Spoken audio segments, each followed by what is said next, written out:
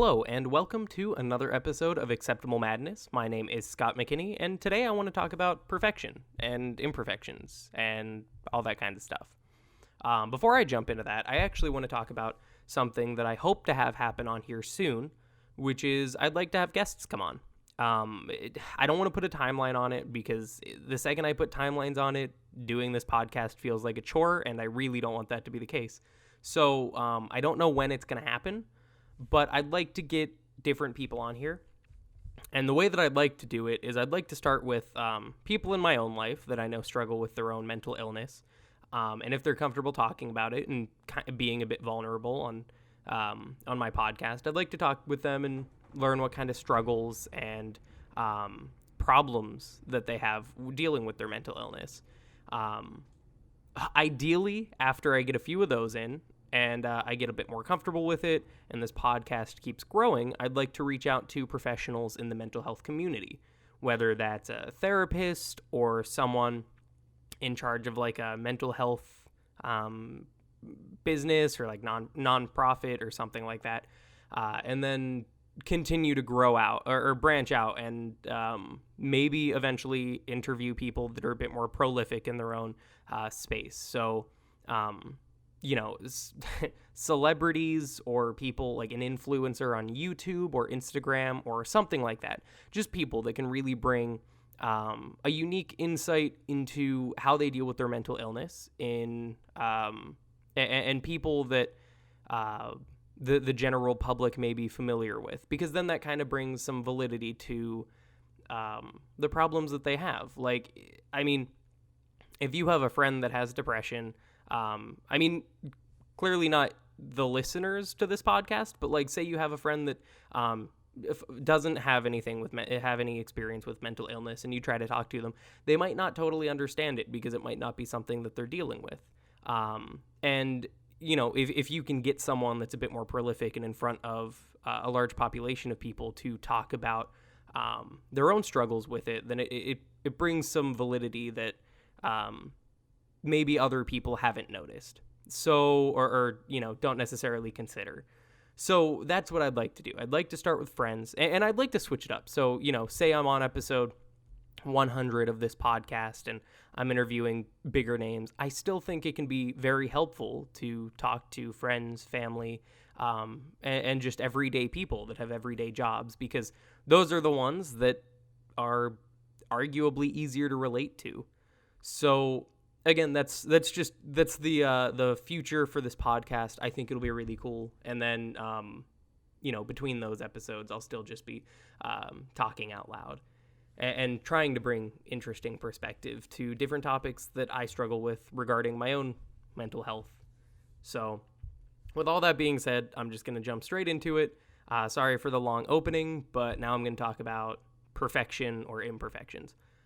And the reason that I wanted to bring this up is because I personally have kind of had a hard time coming to terms with the fact that I, as a person, am not perfect.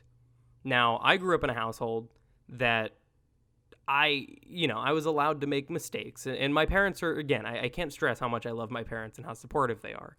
And I was allowed to make mistakes, and I was allowed to learn from those mistakes in a very good environment to do so.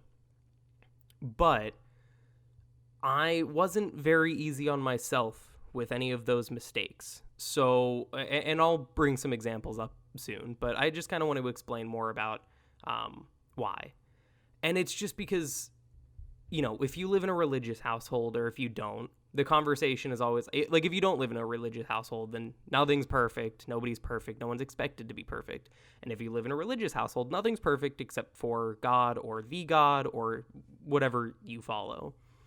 And it's just a really unique feeling, because when you're in your own head and the only thing that you understand is your own thoughts, and I mean, a lot of the time you don't even understand those, it's weird to think that you're not necessarily perfect all the time. And what's even weirder for me is the fact that I know that I'm not perfect. I know that I make a lot of mistakes, probably a lot more than everybody else, because that's just, at least that's my impression. And it's just, I don't know. I never let myself let those mistakes go. Like whenever I did something wrong, I would hold on to it for a long time. And then at random times, whenever I'm feeling a little bit shitty, I would all of a sudden have all these thoughts and all these mistakes and all these memories come rushing back into my thoughts at one time. And I was left to just kind of deal with them and think about what I had done wrong, how I could have done it differently, and how I could have negatively impact the situation at hand. And what's interesting is, if you're sitting there, if you're just like sitting on the couch watching TV or YouTube, or you're just laying in bed reading, and you get all these thoughts flooding into your brain, the brain that's processing these thoughts and mistakes that you've made is so much more different from those mistakes that you may have made a few years ago. I know that for me personally, in terms of where I'm at mentally, like 5 years ago, if I make a mistake, I think I mentioned it in an earlier podcast, but a friend of mine stole a French fry off of my plate, and I just overreacted so severely that I still don't talk to this guy. And I understand that it was a dumb thing that happened. And looking back at it, I realized that I did overreact and I was acting ridiculously.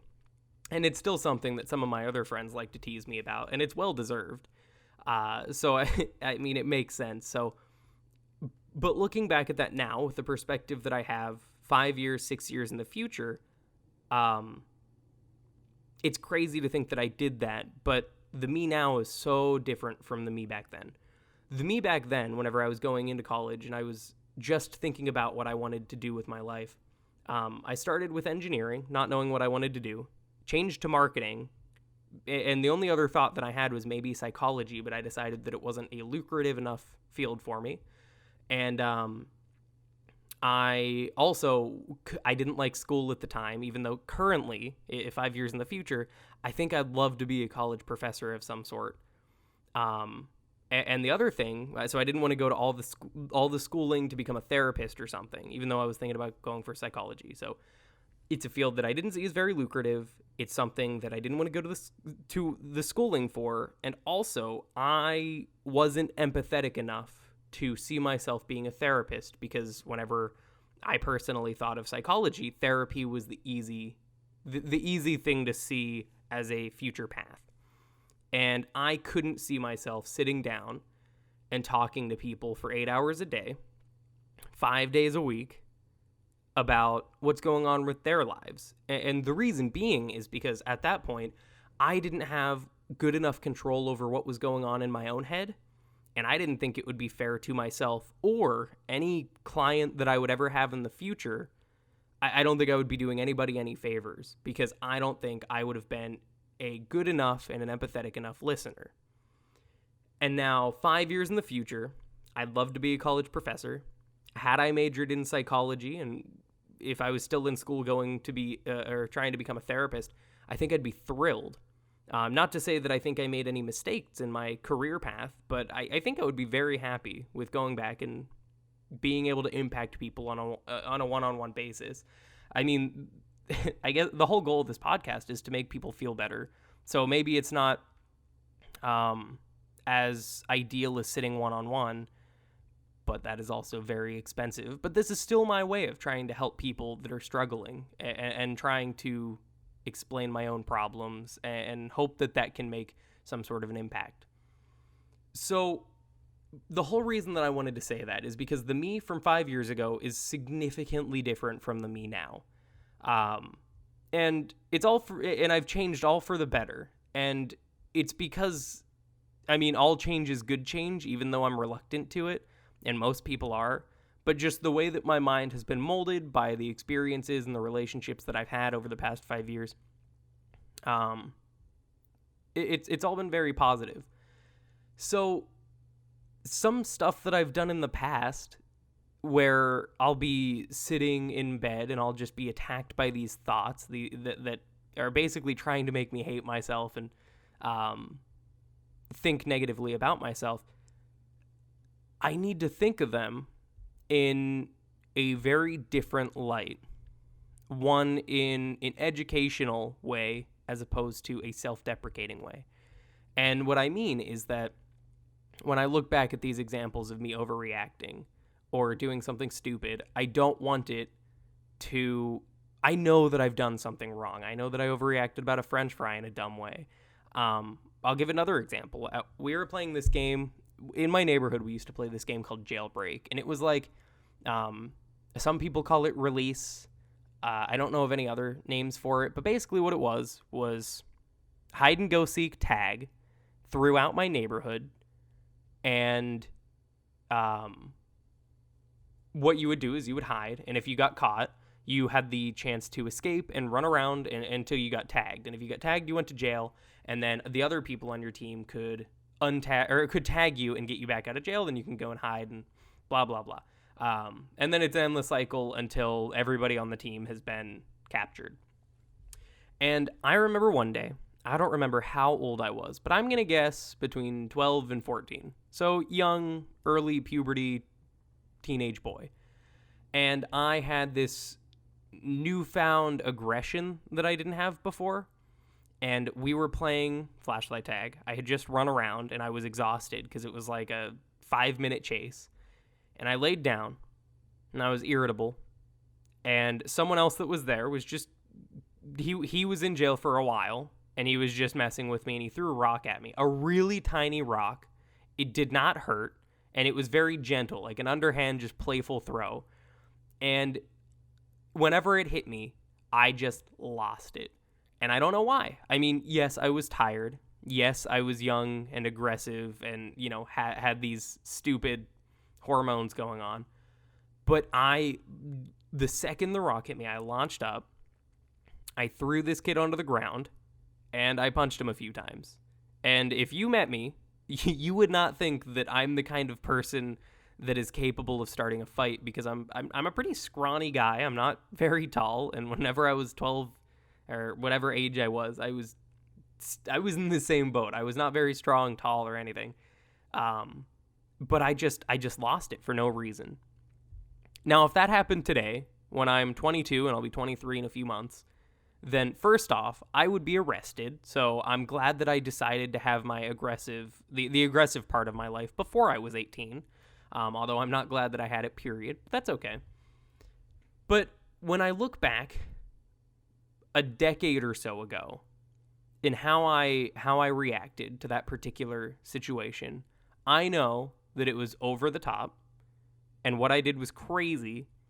And believe it or not, the first thing that I did after that happened was I went home and told my mom on me because I knew that if any of my siblings who were playing with us told my mom, I'm sure I would have gotten in more trouble.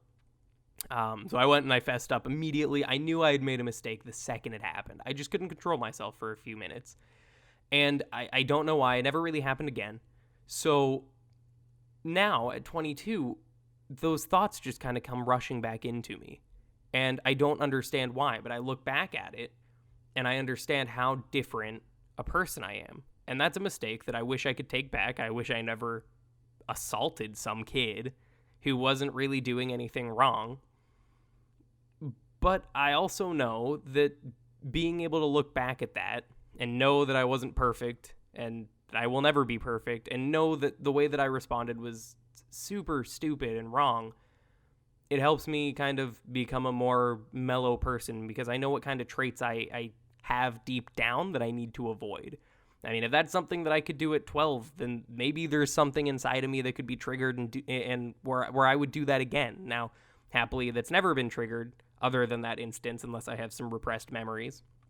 But I don't think that's the case. But I think it's still, maybe I'm just a naturally aggressive person, and I'd like to not be. So it's just weird to have all of these negative thoughts and have them rush in and then not know how to react to them. But basically, whenever one starts, it just creates this domino effect where there are these constant berating thoughts. And it makes you very aware of how non-perfect you are. And what that's done to me is kind of put me in a perspective of how human I really am. When you're a kid, you think you're a god. You can't die. You can't do anything wrong. If you get injured, you'll bounce back quickly. And I'm still basically a kid. Like, I'm pretty young, and I have the mentality of, I like, I'm playful with, like, Alex and stuff like that. Like, we have fun. And I like to think that I'm not an old, complacent adult yet. But it at the same time, life changes, and it is completely different. And I don't know. Now that I'm out of college and I can see how everybody else is, and now that I'm in the real world, I hate to keep rehashing the same points on this podcast, so I hope it's not getting redundant. But basically all I've been learning is I've been meeting people that, I didn't know prior, and I've also been developing better relationships with the people that I've known from college and that I've stayed in touch with. And I've just learned that people make mistakes all the time, every day. You accidentally run a stop sign when you're driving. It's late, you aren't paying attention as well because there are no cars around you, and you accidentally drive through a stop sign. That's something that really has no repercussions on anybody because there's nobody around, you didn't injure anybody, you didn't get pulled over by the cops. But it's still something really small and tiny that doesn't matter, but it's still a mistake. And that's enough to just show the mortality of everybody. You dial a wrong number, you pay the wrong tip at a restaurant. Hopefully it's a little bit higher than you were meaning to pay, but I don't know. There are just so many things, like daily occurrences, that just show how human we are. And what's crazy to me is the way that I've responded to it is I've been reluctant to accept the fact that I am merely human. And what I've kind of taken from it is that I make mistakes all the time too, but I don't like it. And I have this weird drive to try to be perfect and to try to never screw up. And that's why whenever I was in college and high school, I never raised my hand to answer questions. I was a pretty shy kid. I mean, I'm sure I'm very different between recording this podcast in a room by myself and being in a classroom full of people. But I never wanted to be wrong. I still don't. I don't like to necessarily talk or have conversations about things that I don't understand very well. Usually I will just admit that I don't know much about it, and I'm more than willing to partake in the conversation. But I really don't like to say things that are incorrect, and I don't like to be proven wrong. And maybe that says more about me than anything else. But what it does is whenever I am proven wrong, say I slip up and I say something that's just inaccurate or a little bit off, and someone corrects me, all of those mistakes just kind of come pouring into my brain for whatever reason. I don't know why. But I make one mistake, and then all of a sudden, all of these things come crashing in, and all of a sudden, instead of being this person who's trying to be as perfect as they can for no reason, because mistakes are okay, you're allowed to make them, and I mean, it's a plus, because you learn from them. But whenever all these other things pour into your brain after you've made one mistake, to me, at least what it does to me, is it makes me think about who I am and how my existence as a whole is affected by that mistake. So, like, I make one mistake. I remember every mistake that I've ever made, or the ones that have been significant enough for me to remember. And then I just think that I'm this dumb, clumsy idiot. And it's really hard to break that cycle where you make one mistake and then all of a sudden you're in your own brain, you're a laughingstock, and you're one big mistake. And that's whenever the thoughts of being a burden to other people come in. Because if you make a mistake, there are times when it can impact someone in a way that you didn't intend. And that sucks. And it's impossible to prevent that entirely. But ideally, at least for me, like, I want to try to impact people in a positive way as many times as I can. And anytime that I do it negatively, it's something that I would like to avoid. So if I do something on accident that hurts someone or upsets them or something like that, I just become, in my own brain, just the worst person. And then I try really hard to fix it. And the way that I react and the way that I try to fix it is usually by becoming a bit recluse and kind of hiding away for a little bit, because what's the best way to prevent mistakes? Put yourself in a situation where you're not going to be causing any mistakes that could impact someone in a way that wasn't intended. So, like, I don't know, say I run a stop sign. No, that's an absolutely terrible example. I don't know why I do that. So say something like what happened 10 years ago happens again. Say I find someone and something snaps inside me and we get into a physical altercation. Assuming neither of us are arrested and we kind of part ways and we shake each other's hands and brush off the dirt. I'm the one that's going to get my ass kicked in that situation. I'm fully aware. So I would be cleaning up the blood and he would be walking away, but that's okay. What response I would typically have is to just hide away and to just kind of keep out of other people's way for a little bit and try to do the least amount of damage that I can.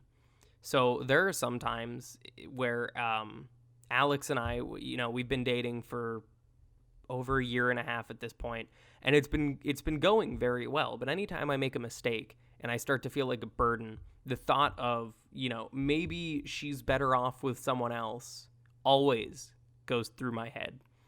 And it's not like I sit there and debate whether the relationship is worth pursuing or not, because for me, it absolutely is. We have a very good relationship, and she's very supportive of everything that I want to do.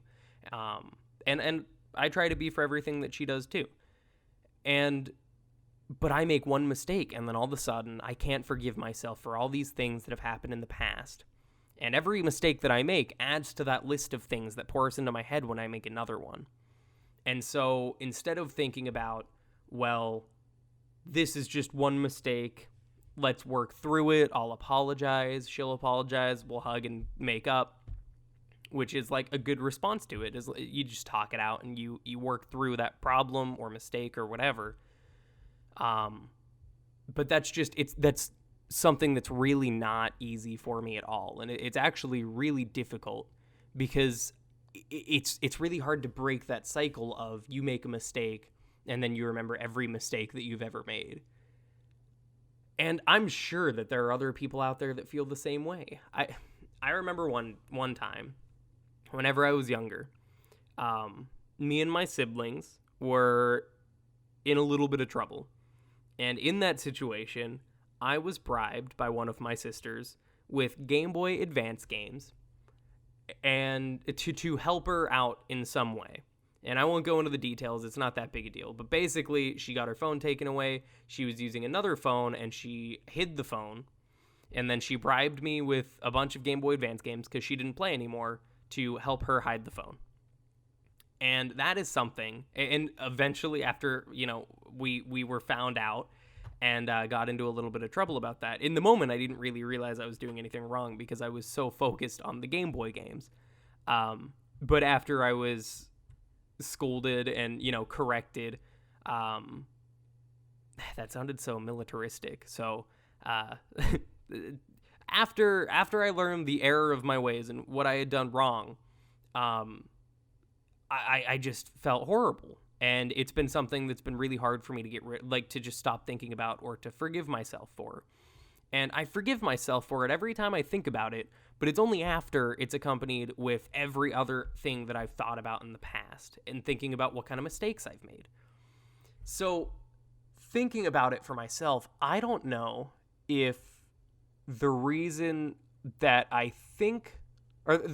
strive to be perfect and to avoid any type of mistake or imperfection is because I don't want to have those thoughts so every time I make a mistake, I feel horrible and I hate myself. The usual, Well, if every time I make a mistake, I think about that and I feel that way, maybe the reason that I didn't want to raise my hand in college and high school and put myself in a spot where I'm potentially vulnerable and able to make a mistake, maybe it's just because I didn't want to have that feeling. And I don't know for sure, but I know that what I do know for sure is that I don't like the feeling that I get whenever I am wrong and I'm flooded with all these different thoughts and emotions.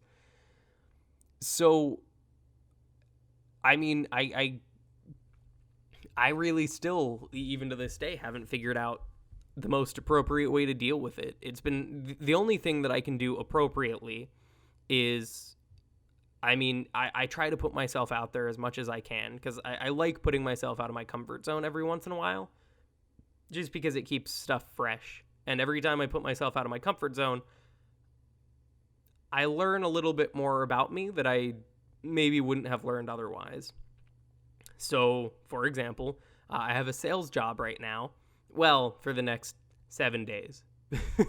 But, so I have a job, and I got a job in sales, and I didn't know how I was going to react to it. I'm a pretty introverted guy, and although I love public speaking. I love recording this podcast. I find it relaxing, and it's cathartic, and sometimes I know that I ramble, but and sometimes the reason I ramble is because I lose track of whatever I was saying at that moment, and then it's me trying to recover from it. So sorry whenever that happens, but I just kind of, I don't know. It's loses track of thought because he was saying that he loses track of thought. Holy shit. This is a weird part of the podcast. I don't remember what I was saying. Man, my brain's a shit show. Oh, it was something about mistakes, I'm sure.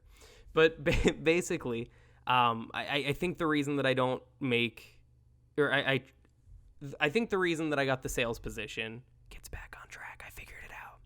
I think the reason that I got the sales position was because I wanted to put myself out there. I love public speaking and talking on the podcast, but I struggle a little bit with one-on-one interactions. I get a little bit awkward, and I'm not very good with small talk.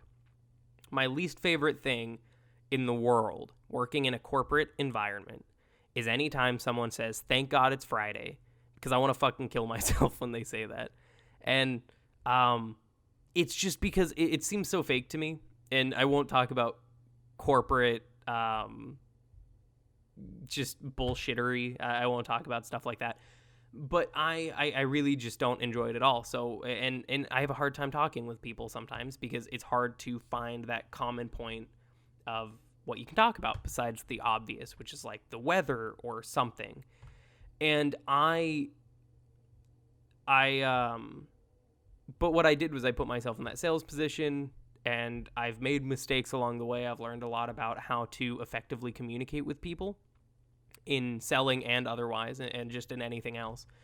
But I've learned a lot about myself, even though I've made a lot of mistakes along the way. And even though every time I make a mistake, I think in a self-deprecating way, uncontrollably. And it's been really helpful. So it allows me to be more vulnerable by putting myself out there and leaving my comfort zone. And sometimes whenever I'm out of my comfort zone and I make a mistake, I'm so focused on the fact that I'm out of my comfort zone and struggling with something else that I forget to hate myself in that moment, if that makes any sense. It's just something that's really weird. And it's something that I'm still working to try to understand, and it's difficult. And I'm sure that there are a lot of people out there that just don't understand it yet. But what I do know is, for me with depression and whatever else I have, I really try to be perfect, and I really try to be perfect for the sake of not taking down the people that I'm associated with and the relationships that I have and the friends that I have and all that stuff. The more perfect that I am and the better that I act, the better the lives of the people around me are. Or at least that's kind of how I interpret it sometimes. But I also know that perfection is ingenuine, and the more perfect you are, the less you're probably showing about yourself. I'm not perfect, and neither are you, and neither are your families and friends. And understanding that can be helpful for the relationship. I know that I make mistakes, and I know that I can overreact to stuff, and I know that I get lost in the middle of a thought in the podcast. But it's something that I think it's a lesson that everybody needs to learn, but I don't think it's one that's thought about frequently. I think it's something that a lot of people just think about sometimes and then never really think about it in much depth. But Being perfect just doesn't happen. Life isn't a sitcom, and nothing's staged like it is. And you're going to hit a lot more bumps in the road than you think you're going to. And the way that you react might not always be the best way, because your brain's just going to do what it thinks it needs to do. And it might not always work out. I mean, hopefully it works out most of the time, but if it doesn't, that's still fine. And then the next time a similar bump in the road happens, you'll be able to handle it. But being perfect is overrated. Because if you're perfect, then that means you're not learning anything. And if you go throughout your whole life without learning more about yourself and about the people around you and how you can communicate effectively with people, and most importantly, like I said, learn about yourself, then I personally don't believe that you're letting yourself have the most fulfilling life that you can. I'm 22. I know I have a lot more to learn. And every mistake that I make is helping me learn that. And I'm excited for it. It's why there's that old adage of respecting your elders and, treating them with kindness. And it's because, and trying to learn from them in a very sincere way. And it's because no matter who the older or the elderly person is, and what age and what experiences and profession or families, whatever they've had, they're a wealth of knowledge, and it's because they've made so many of the same mistakes that you're making and have already made and have already seen the repercussions of it. So, maybe they didn't react to something in the most positive way, and maybe you have something like that coming up. I just got laid off from my job, and there are people in my family that have also gotten laid off from jobs.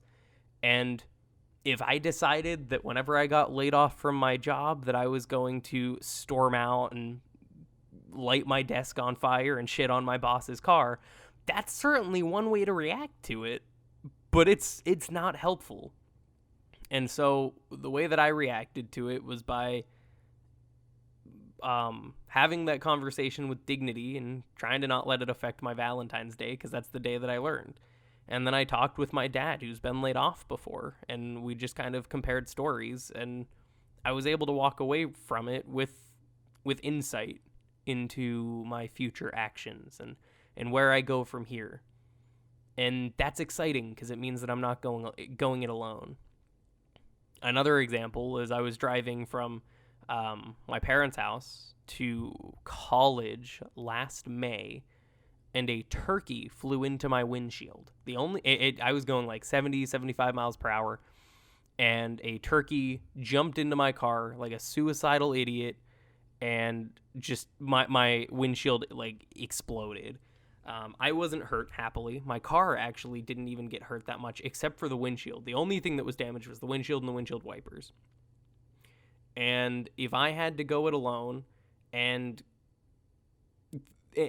try to get my insurance company involved, try to get towed to the right place, and try to get that windshield replaced, if I had to do all that by myself, I would have been so lost. It's ridiculous. But I had the help of people that have already made those mistakes and were able to help. And that was able to prevent me from making those mistakes. And that's been helpful. And it was a way to take stress off of a very stressful situation. And more stuff like that's going to happen. And I'm excited to be at a point where I have enough life experiences and enough mistakes to be made where I'm able to help people too.